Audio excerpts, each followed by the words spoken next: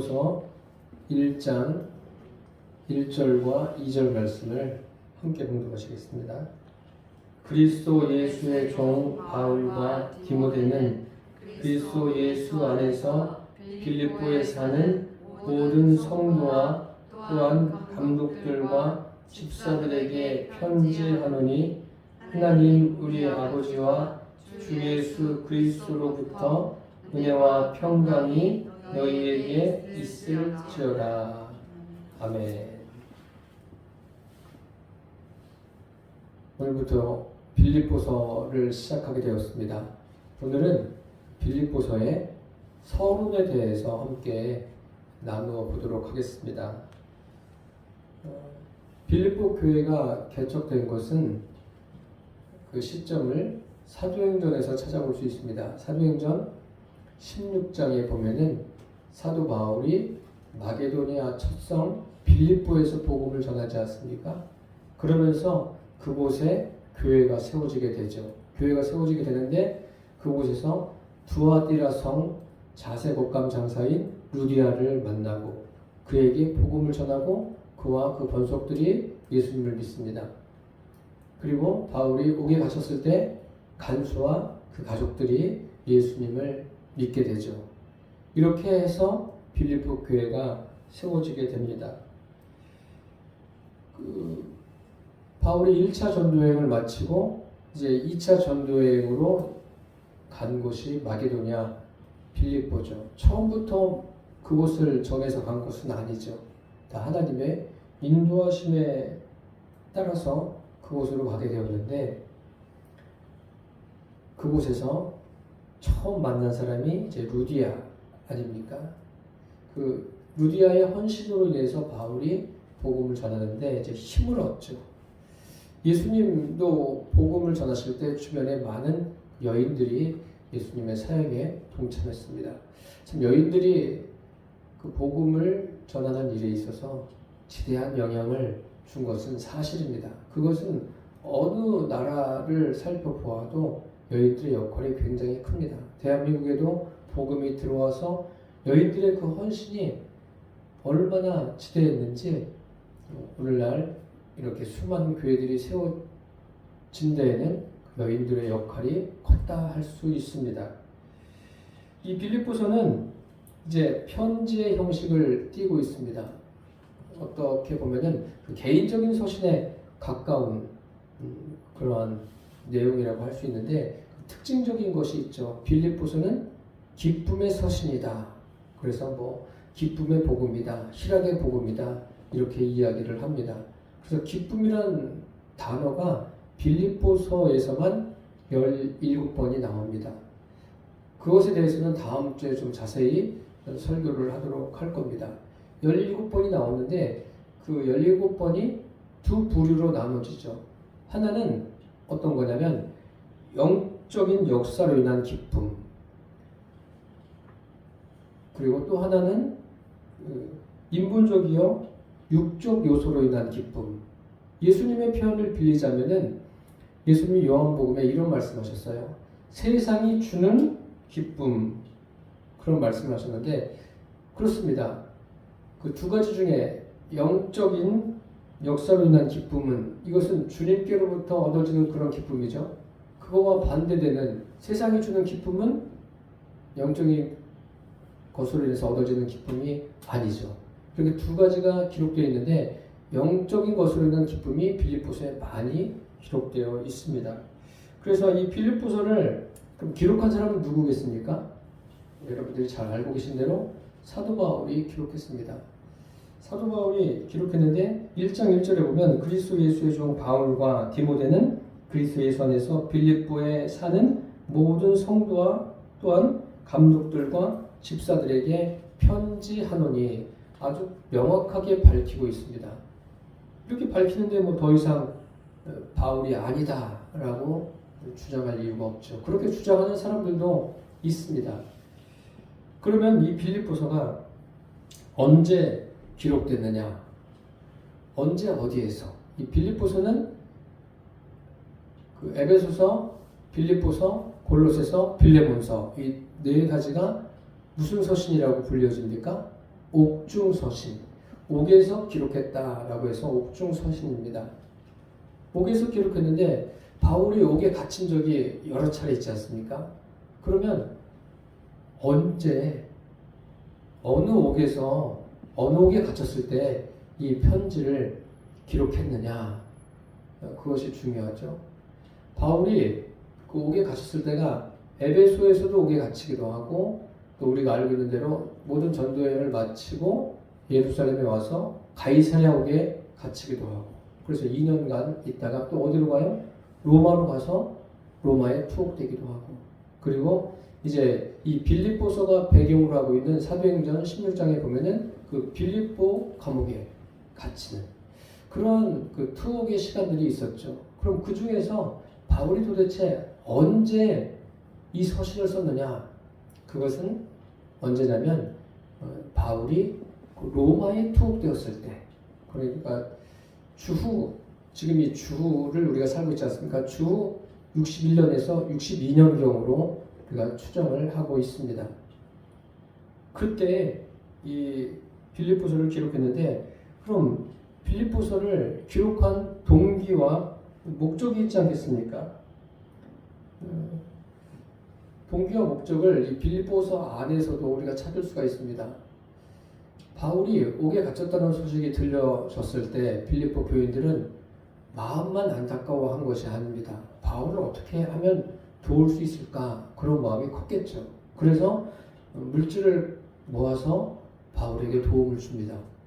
그런데 지금 같은 경우에는 뭐 계좌번호가 있어서 계좌로 보낼 수 있지 않습니까? 그 당시에는 그게 어려웠죠. 그게 불가능한 거죠. 그래서 사람이 꼭 가야 돼요. 누가 가냐면 에바브로 디도가 갑니다. 에바브로 디도는 오늘날로 하면 그 목회자로 보시면 됩니다. 그 빌립보 교회 목회자예요. 에바브로 디도가 가서 그 물질을 가지고 가서 사도 바울에게 주죠.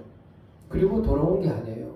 그 옷바라지를 합니다. 바울을 그곳에서 극진히 섬겨요. 섬기던 때 무슨 일이 생겼냐면, 섬기다가 중한 병에 걸립니다.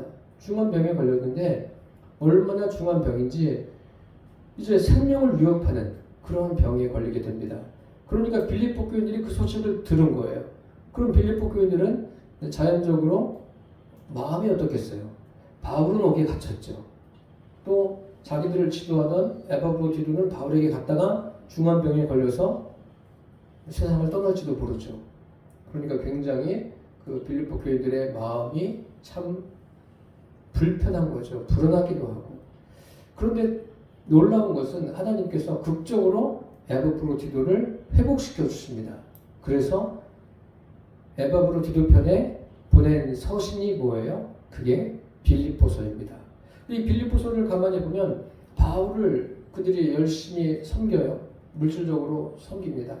그러면 그 목회자를 잘 도와준 사람들, 그 빌립보 교인들 참 본받을 만하다. 이것 때문에 성경을 기록했을까요? 그것은 아니겠죠. 그들은 그 바울을 열심히 도운 것은 사실이에요. 그런데 물질 이야기로 끝난다면은 성경을 이렇게 기록할 필요가 없겠죠. 인본적인 것을 뛰어넘어서서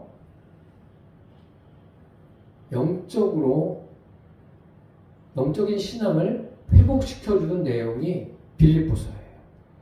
그들이 그 인간적인 마음도 좋고 또 여러 가지 순수한 마음도 좋지만 더 중요한 것은 뭐냐면 영적으로 신앙이 회복되어지는 것. 그것을 위해서 바울은 이 빌립보서를 기록한 겁니다. 그래서 에바브로 디도 편에 그 편지를 보내게 되죠. 사람들이 예수님을 믿고 구원받으면 그 다음부터는 그냥 앞날이 확 열려집니까? 그런 사람은 아무도 없죠. 뭐 바울이라고 예외겠습니까?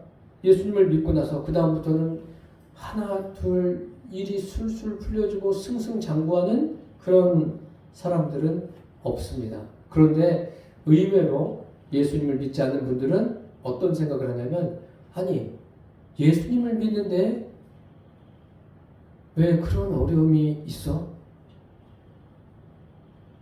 그렇게 이야기하는 것을 저는 종종 들었습니다. 오늘 이 빌립보서의 서론을 여러분들이 잘 정립하신다면은 이것을 읽어 내려가면서 하나님이 무엇을 원하시는가 그것을 더 깊이 경험하게 되리라 믿습니다. 중요한 것은 빌립보 교인들의 영적인 신앙 회복이에요. 그것을 위해서 이 편지를 쓴 겁니다. 사실 사도 바울은 어떤 사람인가에 대해서 우리가 조금 더 구체적으로 오늘 말씀드리려고 합니다. 이 빌립보서를 정립하시려면 필연적으로 사도행전 16장의 내용을 여러분들이 제대로 숙지를 하고 계셔야 됩니다. 그래서 여러분들 이 성경, 특히 신약을 보시면서 마태복음, 마가복음, 누가복음, 요한복음 이 복음서를 잘 정립하고 계셔야 돼요. 제일 중요한 게 복음서를 정립하는 거예요. 복음서를 정립하고 그 다음에 사도행전을 잘 정립한 다음에 그것을 바탕으로 해서 서신서를 정립할 수 있어야 돼요. 이런 부분들이 잘 정립이 된다면은 우리의 믿음이 정말 더 깊어지게 됩니다. 그래서 저는 오늘 이 사도행전 16장을 다시 한번 말씀드리지 않을 수가 없습니다. 그 갈라디아서 같은 경우에는 이제 믿음으로 말미암아 의롭게 된다는 그러한 말씀이 주를 이루고 있는데, 그래서 갈라디아서 같은 경우에는 그 배경이 무엇이냐, 배경이 되는 성경이 사도행전 9장입니다. 그러면 오늘 이 빌립보서의 배경이 되는 성경은 어디예요? 사도행전 16장입니다. 이것을 배경으로 빌립보서가 기록되어 있는데, 뭐 지금 사도행전 16장을 다시 읽고 여러분들에게 설명드리기에는 시간이 부족하죠. 그래서 제가 설명만 드리겠습니다. 사도 바울이 어떤 사람이죠? 뭐 어떤 사람인가 알 필요가 있어요. 뭐 여러 가지 장점이 많죠. 물론 단점도 있지만 장점이 많은데, 그 중에서 그 엘리야의 표현을 빌자면 열심히 특심인 사람, 굉장히 열심히 있는 사람이에요. 얼마나 열심히 있는지 그 바울이 갈라디아 교인들에게 편지를 보내는데 거기에 이렇게 표현을 하고 있습니다. 다른 영갑자보다 특별히 자기가 유대교에 열심이다.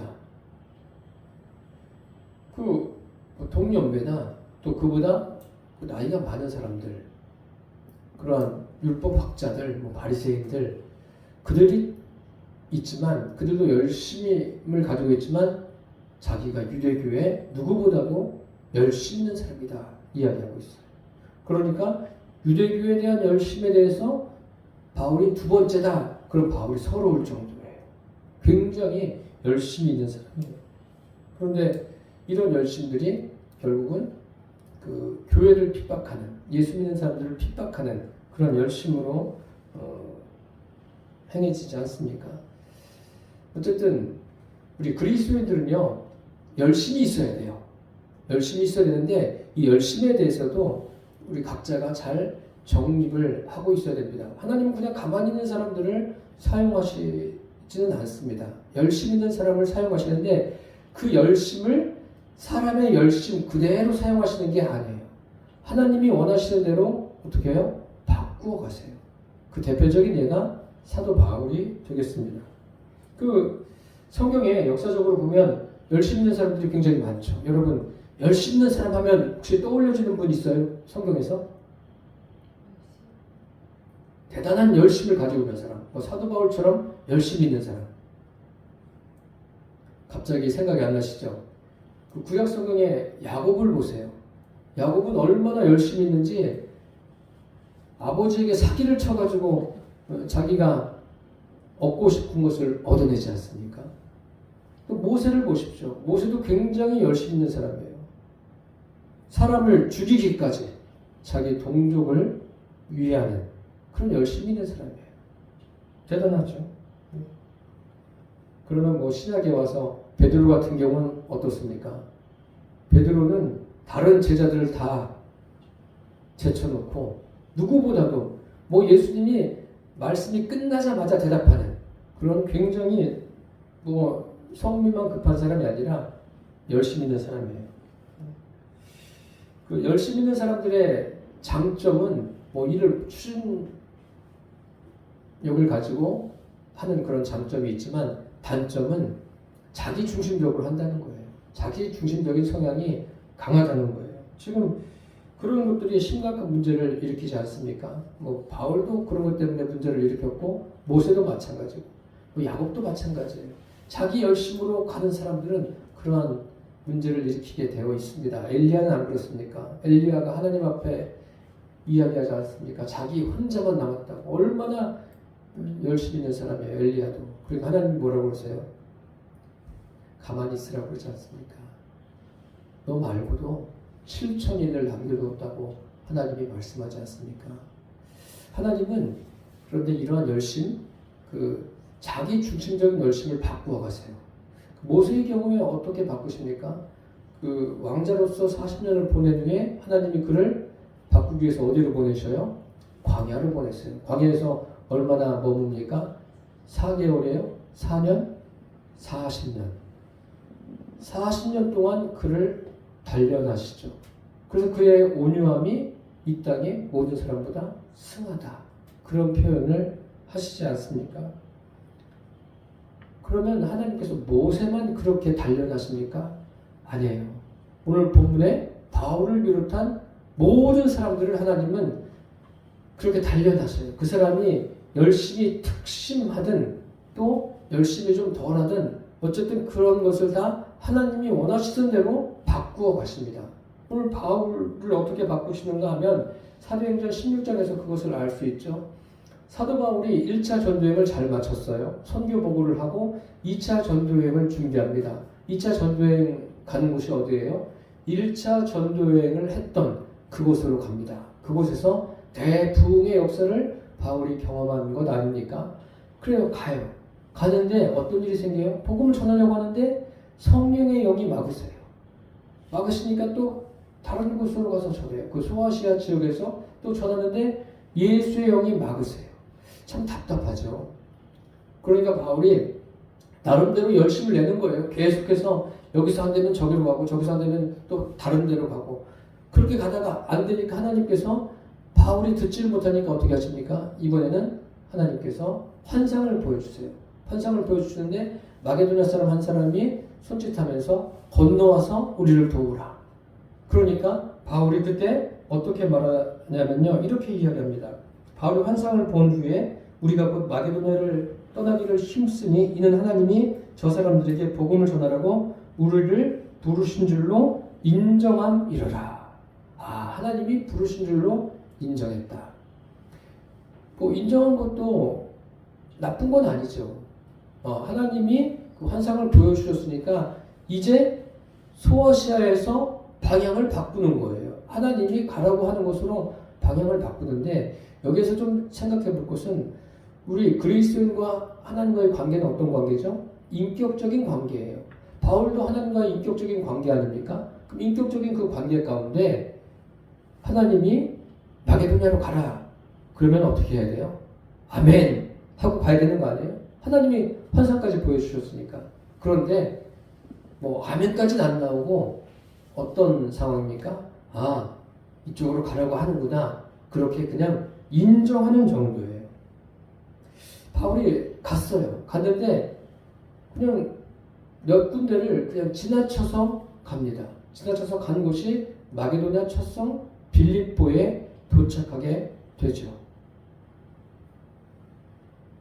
이제 빌립보에 갔어요. 빌립보에 도착해서 이제 찾죠. 무엇을 찾아요? 회당을 찾았을 겁니다. 왜요? 복음을 전하기 위해서. 근데 빌립보에 뭐가 없다고 그랬어요? 회당이 없어요. 회당이 없으니까 기도하는 처소라도 찾으려고 찾습니다. 없어요. 참 답답한 일이죠. 아무것도 없는 거예요. 그렇게 찾다가 이제 문 밖으로 가는 거예요. 문 밖은 빌립보성 바깥으로 갔다는 거예요. 거기도 유럽은 유럽이죠.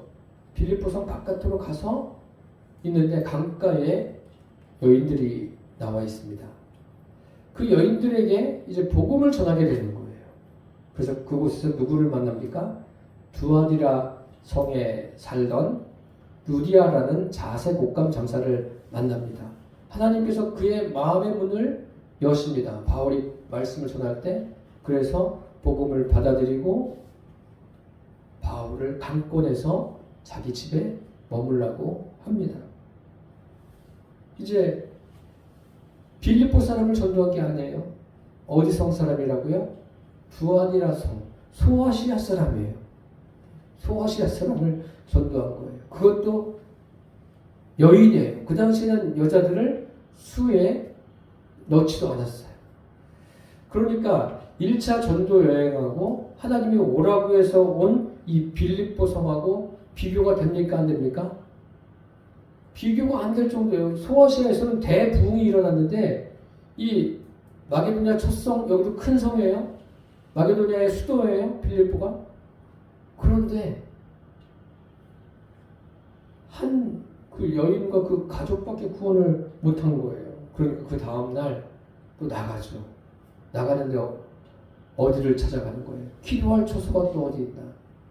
다시 빌립보로 들어간 거죠.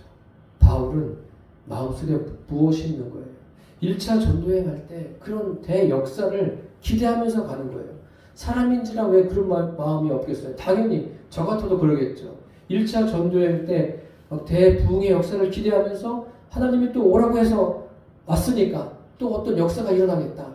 그런 기대가 왜 없겠습니까? 그런 기대 가운데 빌립보 성을 다시 갔는데 없어요. 없는데 무슨 일이 생겼냐면 귀신 들린 여종이 쫓아오면서 이 사람들은 지극히 높으신 하나님의 사람이다. 그러면서 그 구원을 전하는 자다.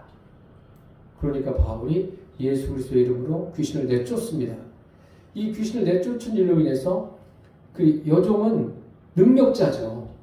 그래서 주인들에게 수입원이 된 여인이에요. 그 여종이. 그런데 귀신이 나갔으니까 그 수입원이 딱 끊어진 거 아닙니까? 그러니까 여종의 주인들이 바울을 끌고 관원으로 갑니다. 관원들에게 가요. 그곳에서 바울이 신라가 매를 맞고 깊은 옥에 갇히게 됩니다. 그들은 복음을 전한 것밖에 없습니다. 그리고 기대를 했겠죠. 야, 이곳에서 또 주님께서 우리를 통해서 어떻게 하실까? 그런데 매를 맞고 감옥에 들어갔어요. 그 감옥에서 무슨 생각을 했겠습니까? 이제 바울도 생각을 참 많이 하는 사람 아닙니까? 믿음 있는 사람이고 생각해 보는 거예요. 도대체 왜 이런 일이 일어났을까? 왜 하나님께서 소아시아에서 전도하는데 막으시고 이곳으로 보내셨을까? 이곳에 보내셨으면 또 막 사람들도 보내주시고 또 대부흥의 역사들이 일어나야 되는데 그런 일은 일어나지 않고 왜 나는 귀신을 내쫓은 이유로 이렇게 옥에 갇혀야 되는가? 매를 맞고 옥에 갇혀야 되는가? 그런 생각을 하게 됩니다. 바울이. 그러면서 바울이 한 게 뭐예요? 기도하는 거예요. 하나님께 기도해요. 옥에서. 기도하고 찬양합니다. 그때 어떤 역사가 일어났어요? 옥터가 흔들리고 지진이 나요.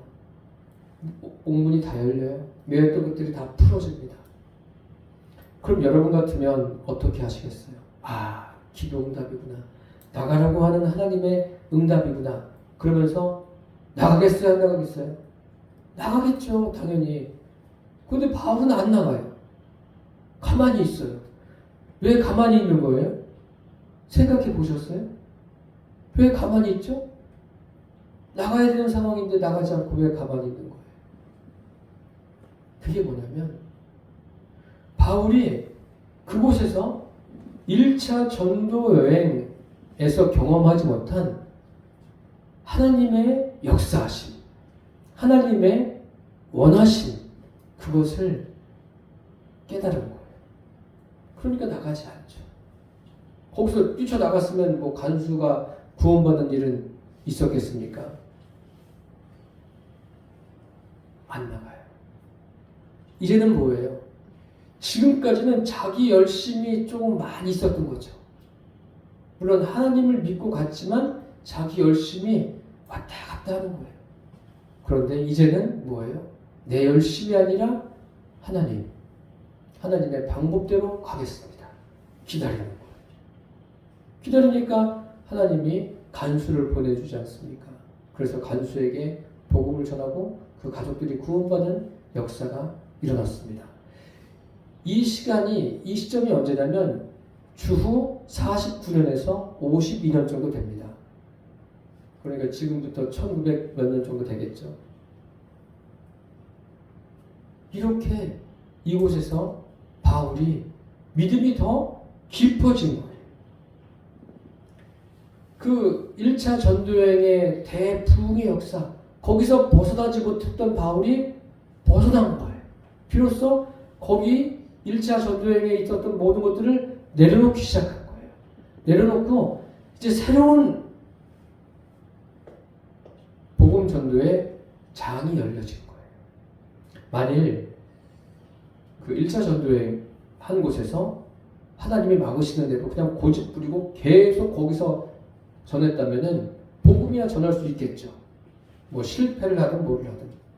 그렇게 됐다면 복음은 뭐예요? 동진하다가 지금 터키 지역이 어떻게 됐어요? 소아시아 터키 지역이 그 이슬람권 아닙니까? 다 점령당하는 거예요. 그런데 복음이 동진하지 않고 어떻게 됐어요? 넘어오지 않습니까? 서쪽 서진하면서 유럽에 복음이 전해지게 된 거예요. 그게 하나님의 계획이고 하나님의 뜻이고 또 하나님의 방법이에요. 바울을 하나님이 더 낮추시는 거죠. 그리고 무엇에 집중하도록? 어떤 성과에 집중하는 게 아니에요. 어떤 일어난 현상에 집중하는 게 아니라 그 일을 일으키신 하나님께 집중하도록 바울로 하여금 빌립보 감옥에 갇히는 매를 맞고 그곳에서 또 하나님을 더 깊이 만나는 그런 역사를 일으키셨습니다. 참 놀라운 일 아닙니까? 그래서 사람들이 그 하나님께서 말씀하실 때 그 좋게 말할 때 들어야 돼요. 좋게 말할 때, 부드럽게 말할 때. 그런데 참 저를 비롯해서 많은 분들이 안 그런 분들도 간혹 있겠지만 대부분 어떻습니까? 좋게 말하면 들어요? 안 들어요. 안 듣습니다. 바울처럼 이러한 일들이 막 겪어져야지 깨달아지는 거예요, 사람이. 그게 사람인 것 같아요. 바울도 예외는 아닙니다. 바울도 우리 앞서서 그걸 경험한 거예요. 그러니까 여러분, 바울을 보시면서 야, 바울도 이런 깨어짐의 시간이 있었구나. 그 다메섹 도상에서 예수님을 만난 후에 어디로 갔다고 그랬어요? 아라비아 광야로 가서 3년을 있었어요. 광야에서 3년을 보낸 것도 그 정도면 될 것 같은데 아니에요. 사람이 아니에요. 계속 사람들은 계속 하나님 앞에서 단련되어져야 되는 거예요. 이제 이 빌립보 감옥에서 비로소 바울이 어떻게 될 거예요? 마음이 하나님께 더 집중하게 된 거예요. 어떤 대부흥이 중요한 게 아니에요. 병든 자가 막 일어나고 죽은 사람이 살아나고 그런 게 중요한 게 아니에요. 그게 중요한 게 아니라 하나님과 자신과의 관계, 자기의 마음이 하나님을 향해 있는 것, 이것이 중요한 거예요. 오늘도 중요한 게 무엇입니까? 지금 내 마음이 주님을 향해 있는가? 주님을 향해 있으면 그 사람은 복받은 사람이에요. 무엇을 하든 복받은 사람이에요. 바울이 주님을 향해 있으니까 감옥에서도 나오지 않은 거예요. 이제 주님 마음대로 하십시오. 주님이 원하시는 것을 하십시오. 주님의 방법대로 하십시오. 바울이 이렇게 된 거예요. 그래서 1차 전도여행과 2차 전도여행 많이 달라요. 그 다음부터 계속 바울이 복음 전하는 그런 가운데 또 두려움도 생기고 또 염려도 생기고 그럴 때마다 하나님이 어떻게 하십니까? 붙들어 주세요. 붙들어 주면서 점점점 깊은 곳으로 인도하시지 않습니까? 더 믿음이 온전해지도록 하나님께서 역사하십니다. 이게 바로 옥중서신이에요. 이게 기쁨의 서신인 거예요. 바울은 이런 기쁨이 그 안에 있는 거예요. 옥중에 있어서 사람들이 옥중에서도 그런 구원의 감격을 가지고 있다. 그런 정도로 표현하기에는 너무 부족합니다. 그런 정도가 아니에요. 옥에 있으면서도 그곳에서 하나님의 뜻이 무엇인가? 하나님의 계획이 무엇인가? 하나님께서 어떤 방법으로 나를 이끄실 것인가? 그것에 대한 기대가 있기 때문에 기쁜 거예요. 이것이 영적인 기쁨인 거예요. 바울은 이 기쁨을 누구하고 함께 하고 싶은 겁니까? 빌립보 교인들과 함께 하고 싶은 거예요. 그리고 지금 이 땅에 있는 모든 믿음의 사람들과 함께 하고 싶은 거예요. 옥중에서 이러한 서신을 바울이 쓰고 있지 않습니까? 그동안 바울은 어떤 면에서 자기 기쁨을 추구한 사람이에요. 또 어떤 면에서는 자기 중심적인 성향이 강해서 그 자기 중심적인 힘으로 밀고 나간 그런 일들이 있었던 거예요. 그런데 이 사도행전 16장에 빌립보 감옥에서 보십시오. 얻어 터진 거예요. 얼마나 많이 맞았겠어요. 그리고 깊은 감옥에 갇혔어요. 이제는 이게 무슨 말이냐면 아무것도 할 수 없는 곳 아닙니까? 세상에서 줄 수 있는 기쁨이 있는 곳입니까? 감옥에서 무슨 기쁨이 있어요? 감옥에서 세상에 줄 수 있는 기쁨은 아무것도 없는 거예요. 완전히 자기 자신이 포기되어진 때 아닙니까? 그럴 때 바울은 하나님을 그 마음으로 더 깊이 만나는 거예요.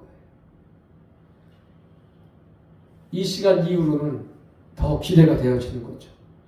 사도행전 16장 그 이후로 빌립보 감옥 그 이후로는 바울의 사역이 이전과 조금 더 업그레이드 된 거예요. 더 깊어지는 거예요. 하나님과 연합하는 거. 이게 바로 뭐냐면 이게 헬라어로 카라예요. 카라. 기쁨. 그래서 오늘 빌립보서가 기쁨의 서신이 되는 겁니다. 이런 기쁨을 가지고 바울은 빌립보 교인들에게 기뻐하라. 이것을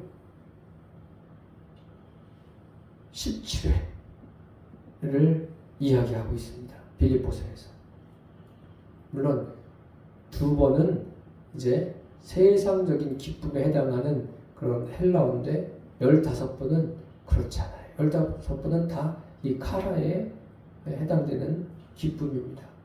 이 기쁨을 바울이 전하고 있습니다. 이것이 빌립보 전체가 깔고 있는 신학적인 배경입니다. 이제 이러한 바탕 위에서 우리 함께 빌립보서를 앞으로 배워보도록 하겠습니다. 기도하겠습니다. 살아계신 주님, 이 빌립보서를 쓰게 된 배경이 사도행전 16장에 기록되어 있습니다. 이제 그 배경으로 해서 우리가 빌립보서를 하나하나 살펴볼 터인데, 빌립보서를 배울 때마다 성령님께서 각 사람에게 역사하시고 하늘 위에서 내려오는 기쁨, 주님 주시는 기쁨으로 충만하게 하여 주옵소서. 또 주님과 하나됨이 날마다 더 깊어지게 하여 주옵소서. 예수님의 이름으로 기도드립니다.